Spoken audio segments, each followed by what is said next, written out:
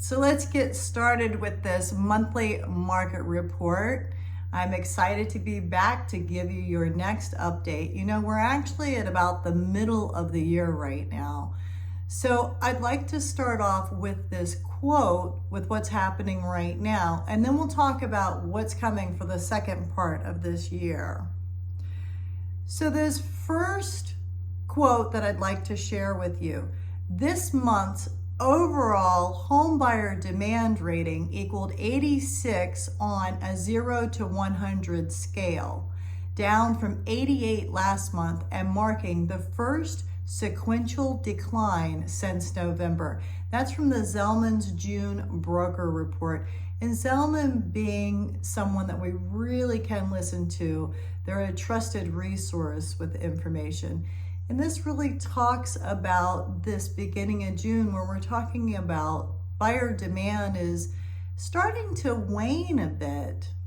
So it's an important thing that we really want to take a look at. Zelman is a trusted source with information for what's happening really right now. So let's move on to the percent of respondents who actually say it's a good time to buy. And this actually comes from the Home Purchase Sentiment Index. As you can see in the red, it's actually dropped 35%. And it's very important because this time last year, it was over 60%. It was 61%, and now it's down into 35%. And as I'm hearing in this area, and I'm noticing actually even from a buyer that I worked with this weekend, they're kind of starting to say, maybe it's not such a good time to buy. The important part of this is perception is reality. And the buyer's perception right now is making them or causing them to make a little bit different decision. Let me give you an example of this. Let's say you walk out on the street, you come to the corner, and you see a car coming. You're gonna step back because your brain perceives that there might be danger. Well, you've made a decision based on your perception, and that's exactly what's starting to happen with buyers. Their perception is maybe this isn't a good time to buy. And definitely this is what we're seeing with showing time, as you're gonna see in this next slide. You know, you can start to tell that the buyers are starting to trickle down a bit. They're starting to say, not sure now might be the best time to buy. But as you notice, even if you go all the way back to January, and you can see it visually, we're still ahead of where we were last year. If you go back and you notice, or even in January, where we're pretty equal compared to what we were even in the prior month. So as you can see on this slide, that tells you from showing time the number of buyers that are seeing property. But buyers are starting to experience some buyer fatigue. And here's a few things that some of the buyers might even be saying. You know, they're starting to see record price appreciation, extremely low inventory, record high percent of sales over the list price, record low days on the market, and historically low mortgage rates. So you also can tell by this next, cash is king. And that's one of the things that have really bothered some of the buyers at this point, because they come into the market and they're noticing that a lot of other people are paying cash. Also, as you saw on that previous slide, we've had shorter number of days on market. We've had less listings coming on the market, so they don't stay on the market that long, and therefore some of the buyers are becoming a bit fatigued. It's still a great time to buy a home, but we definitely want to address some of these realities that are occurring for buyers. And as I said, some of these are talking points, but we really are looking at, you know, some of the things that might be changing. So here's some points to discuss actually to help you understand if you are in the market to buy. We're expecting a turn in the market in the coming months. It's already starting to happen. So even though you get frustrated, Don't let this get to you, because it is the reality of where the market is. The market is still hyper competitive. So the number of properties that are coming on the market versus the number of properties that are going off the market is still making it a very competitive market. Also, summer is when serious buyers commit to 100%. They go ahead and make their commitment to buy 100%. So if you're on that fence going back and forth, now might be the time for you to go ahead and make that decision and buy a home. And don't get left behind. You know, it's possible that the interest rates might go up, and I'm going to cover that in another slide. If you hang in there and watch a little bit further, I'm going to share with you what the interest rates might be doing. And then at the end of this video, I'm actually going to share with you as well what's happening in our local market covering the Palm Beach County, St. Lucie County, and Martin County area. And that'll be a little bit further towards the end of the video, so hang in there with me a little bit. So this next slide is about the month's inventory of homes for sale. And as you can tell today, it's a seller's market still. We don't have an awful lot of properties still available. Now on this next slide, it's the American home equity has skyrocketed, and we've seen this slide before. One of the biggest things to point out is at the bottom of this, the 38.2% of all homes are owned free and clear. Now I continue to say that 38.2% of all homes are owned free and clear. So if you think about how much equity people have, well, 216,000 current average equity of a mortgage home. So as they make a decision whether now's time for them to sell, they'll look at how much mortgage it is that they have in their property. And this is from the American Community Survey from CoreLogic. Let's move on. This is a great quote that I love. If you notice that first word that they use, parched, I can't imagine a better way to describe this market that we're actually in. It looks like existing inventory is starting to inch up, which is good news for a housing market parched for more supply. And that's the Deputy Chief Economist at First American. We're seeing another significant week-over-week gain in inventory. Great news for buyers, and that's by Haas. And then Lawrence Jung has Chief Economist at NAR, and here's what he says. Supply is expected to improve, which will give buyers more options and help tamp down record high asking prices for existing homes. The inventory level, let's discuss what's happening. You know, if the properties stay on the market a little bit longer, then that does give the buyers a little bit longer time to be able to look at the property and to buy the property, taking away a little bit of that fatigue. You know, it does get tiring after a while to make those offers that are above list price and then be beat out by other offers. And I know I have some buyers that might be watching this that they experience that exact experience in their buying process. So if you notice back in January, we were pretty stable January and February with our inventory. And now in May, we've gone up. So we had about 870,000 and now we're a little over 1 million homes. And as that goes up a little bit, that's helpful for some of the buyers. The improvement we saw in new listings growth from May to June shows sellers are entering the market historically later in the season, which could mean we'll see home buying continue into the fall as buyers jump at new opportunities. So senior economist at Realtor.com made that quote. Let's talk a little bit if you are a seller and some of the points that might be important to you. So don't be too unrealistic with your pricing, especially in the time frame that you think you'll be on the market. We're not in that market, and I'll show you a little bit later in this slide, in this video, about what's really happening in the market for you sellers as well. Wait, and you'll miss out on an extremely attractive market. It's never been a better time to sell, and price appreciation will moderate as rates and inventory rise later this year. And I'm actually going to pop up a slide in a few moments that's going to explain about that inventory and what's going to happen possibly with those interest rates. So let's talk about the forecast for the second half of 2021.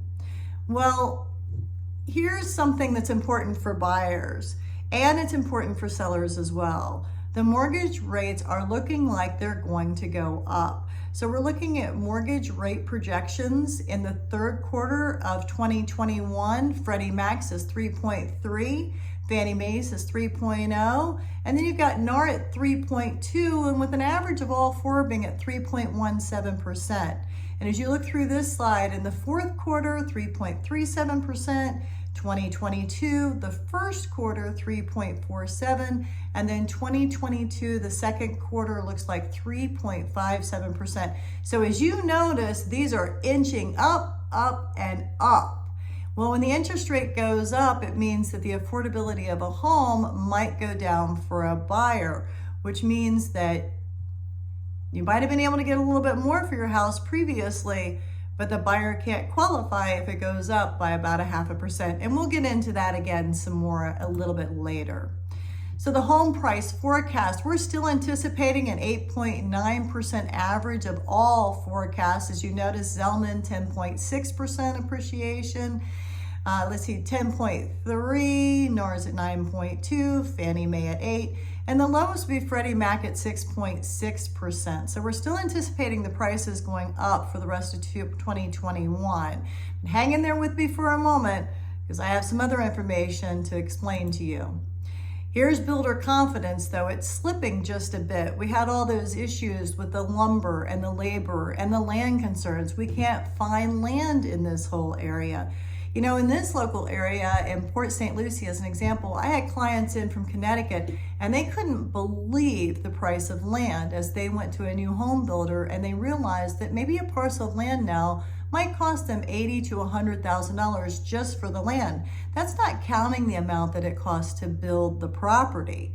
So that is causing some of the buyers, some of the builders to kind of pull back as well, because they can't acquire the land as inexpensive as they could previously, which means that the entire home cost goes up. If the buyer has to acquire the land at a higher cost and acquire the lumber at a higher cost, you are going to be the one that actually has to take that on. So the National Association of Home Buyers Housing Market Index, a survey of National Association of Home Buyers members who rate market conditions for the sale of new homes at the present time and in the next 6 months, as well as the traffic of prospective buyers of new homes. Now, mind you, that also says 6 months. So I want you to take that into consideration as well. So the percentage of mortgages that are in forbearance or that are decreasing, this becomes extremely important. You know, I had a client this weekend on Saturday that we had a discussion at a new home center with the sales representative from there as well. And she piped in as well as I did, because we really do have our finger on the pulse of this market. And when someone says bubble, and I did a video about that last video on this market update. So if you want to see a little bit more about the bubble, this would be a great time for you to play that one next on the playlist and go to last month's market update. But for right now, let's stay on this video. So the percentage of mortgages in forbearance are decreasing, and this is extremely important for you to know, because when everybody talks about a bubble, they might be talking about properties that go into short sale, foreclosure, or in forbearance. So forbearance, this next graph is extremely important to notice, because May of last year to May of this year, or even until June of this year, we're down to 3.93% of people that are actually in forbearance. If you look back in June of last year, we were at 8.39%.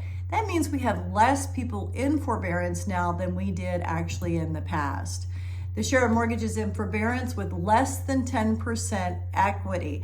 Now, mind you, this is about less than 10% equity. So what that means is someone can still sell their home, get out of that property before they were actually to go into foreclosure, more than likely not having to bring any money to closing, which means why would they go into foreclosure? They would either clear their forbearance, bring their payments up to date, or they might possibly sell the property. So we're really looking at current loan to value being at only 4%. And if you look, even with 18 months deferred principal interest, They're at 13%. So really a lot more people have at least 10% equity. Now, if you look at this one, month over month change in housing inventory, you actually would be looking at some of the numbers that might come into play with inventory across the United States. Now, this month over month change in housing inventory really highlights what's happening across the United States. Now, why is it important that you see the overall big picture where everything is happening? Well, it's not only what happens here in Florida, but it's what happens across the United States, because remember, people are moving from all of these other states.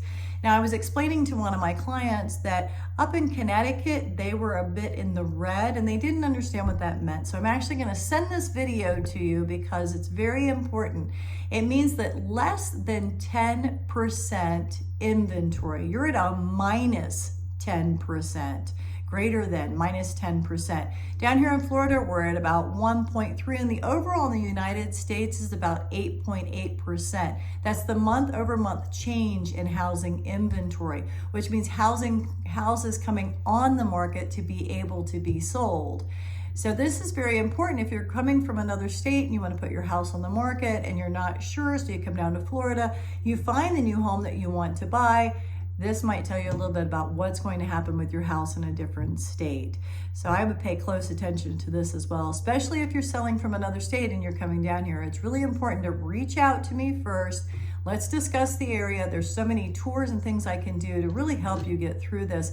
And then we can connect with an agent that I might know there. Yes, I can help you interview and understand which agent to use, maybe in another state as well, because real estate really is international, global. It's not just the state of Florida that I can help you with. The knowledge goes all across, but primarily here in Florida, I want to focus on that because that's really where I am doing the real estate, and my local knowledge will benefit you greatly.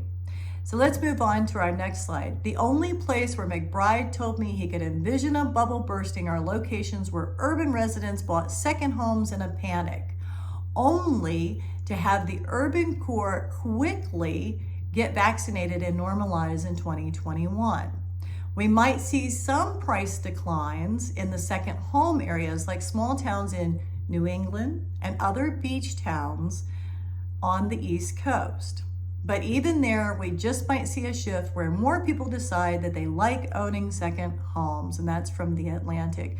So if we were to see some type of a bubble, this next graph will help you notice where we might possibly see that bubble. That's the second home market surge in 2020. And if you notice, we were up 27%.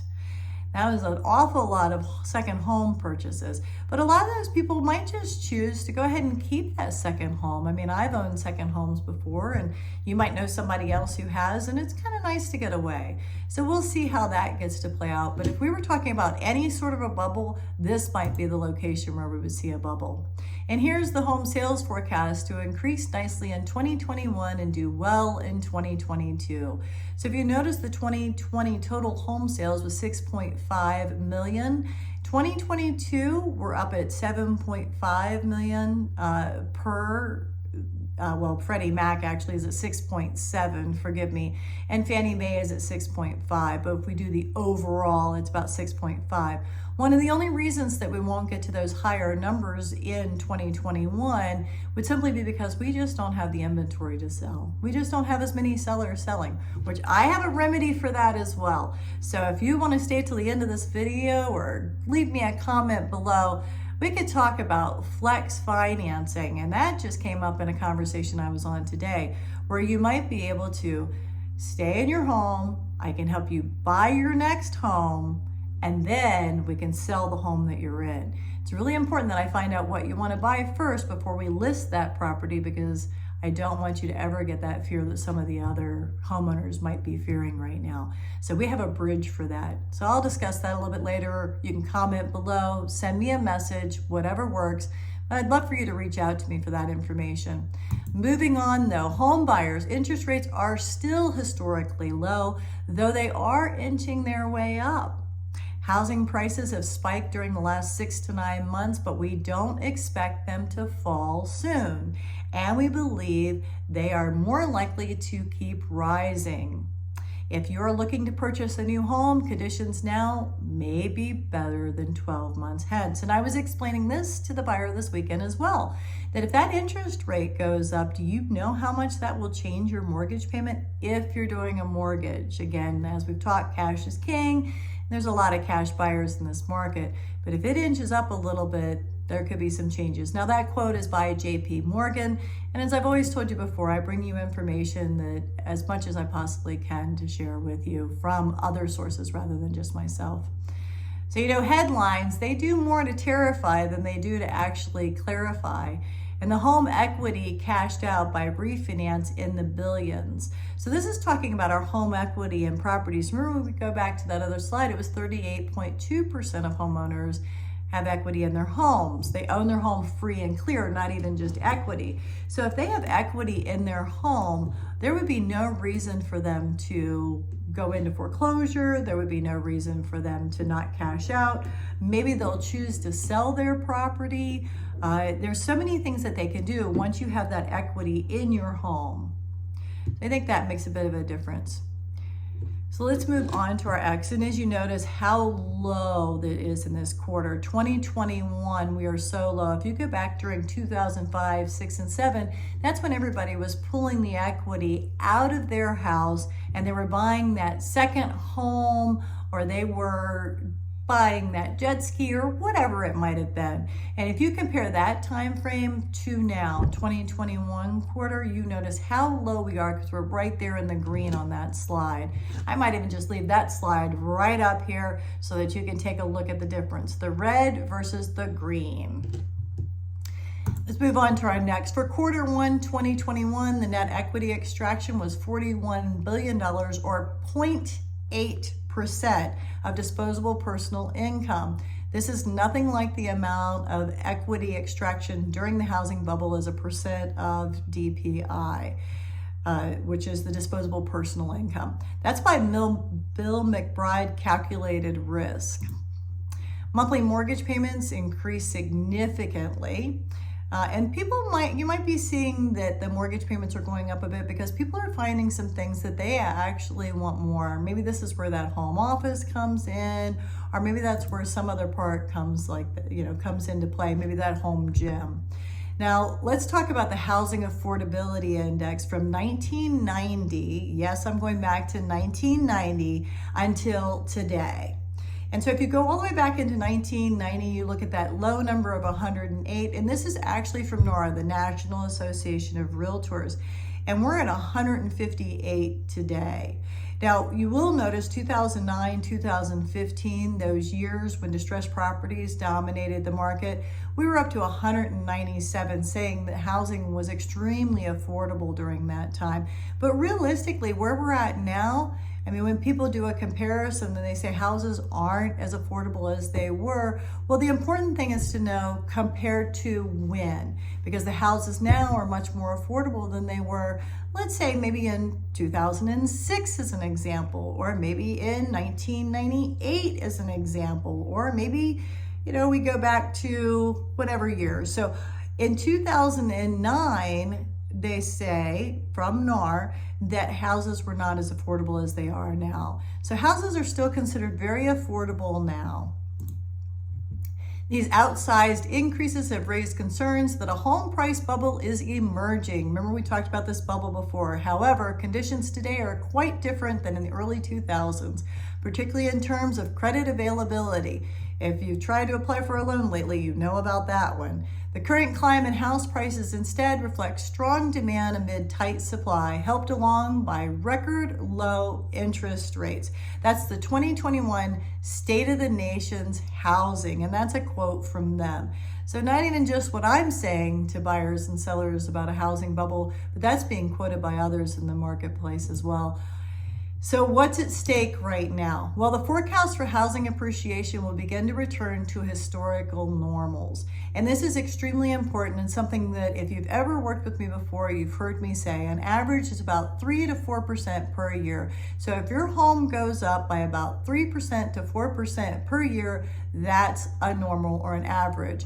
You know, back in the short sale time when we did have that bubble, our equity was going up like this. Well, it's a roller coaster. It has to come down and it needs to equalize. We really want a market that sort of goes like this and goes across. We really don't want a market that goes drastically up because it has to compensate the exact same way. So this slide that I'll probably pop up here for you as well, 8.66% in 2021, and we're at 3.33% in 2025. So they're anticipating, or have already talked about, so this is a home price expectation survey 2021 quarter 2. And they already had anticipated, and we already knew that houses were going up by about 8.66%. Now that's not that 30%. And we're anticipating that they'll equalize out probably later in this year, early in the next year, but keep up with these market updates because I will keep you updated on that. But about 5.12% in 2022, 3.7 2023, going out into 2025 at 3.33%. And the potential growth in household wealth over the next 5 years based solely on increased home equity if you purchased a $350,000 home in January 2021. Well, what does that mean? Well, if you purchased a home in January 2021, and I'm going to leave the slide right here for you. So if you purchased a home in January of 2021 and you notice that number on a $350,000 house and you notice how it increases and steps up each time until you get into 2026, we're anticipating you would have about $93,629 in equity on a $350,000 house. Now, if you're renting, I want you to think about that, because if you keep renting, you won't get that $93,000 equity in your home, but you also will be making that money and purchasing for someone else's home. If you're an investor, this is a great slide for you, because where else can you get that kind of a growth? There might be some other vehicles you can invest in, but this is a great one for investing in. And then, as always, I want to thank you for letting me share with you. I know this has been a little bit longer video than I might normally share with you, but I really wanted to let you know what's really happening. I'm gonna pop in the local stats of what's happening here in our local area as well, so that you can see what's happening in Palm Beach County, Martin County, and also St. Lucie County.